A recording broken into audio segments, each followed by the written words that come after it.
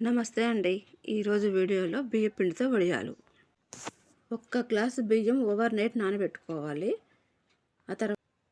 ఆ తర్వాత మిక్సీ జార్లో వేసుకొని మెత్తగా దోశ పిండిలాగా మిక్సీ పట్టుకొని పెట్టుకోవాలి.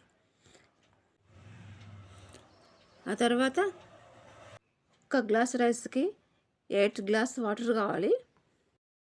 నీళ్లు మరిగిపోయిన తర్వాతకి కొంచెం సాల్టు, కొంచెం జీలకర్ర, కొంచెం సోడా ఉప్పు, కొంచెం పచ్చిమిర్చి కారం కూడా వేసుకోవచ్చు, టేస్ట్గానే ఉంటాయి. కాకపోతే నేను వేయలేదు.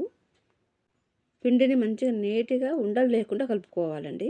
ఆ తర్వాత కారపూస గిద్దల్లో పెట్టి ఒక క్లాత్లో మంచి కారపు చుట్టల్లాగానే ఒత్తేసుకుంటే అయిపోతుంది. పూర్తి ఎండేంత వరకు ఒక రోజు సరిపోతుందండి. ఎండిపోయిన తర్వాతకి తీసుకోవచ్చు. మనం తీసేటప్పుడు పెద్ద కష్టం కూడా ఏం అనిపించదు, ఈజీగానే వచ్చేస్తాయి. నాకైతే మంచి ఈజీగానే వచ్చేసాయి. తీసి పక్కగా పెట్టుకోవడమే.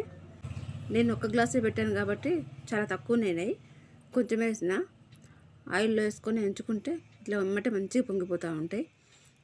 మనకు పప్పు అట్లా ఇష్టమైన కర్రీ ఎప్పుడు చేసుకున్నప్పుడు మంచిగా పప్పులో ఎంచుకో తినొచ్చు. మీకు నచ్చినట్లయితే సబ్స్క్రైబ్ ప్లీజ్.